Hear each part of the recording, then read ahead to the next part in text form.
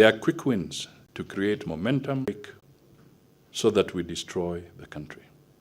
And this is so who lost their lives. Let us reflect on the fear we visit on officials of Iebc because of our politics. What can we do so that this comes? We must forge, and maybe through the bipartisan process, that the 2022 elections gave us a rare opportunity to engage in issue-based political mobilization and discourse. Both the process and outcome of the 2022 general election were credible and met all the constitutional thresholds upon which the standard of credibility is measured.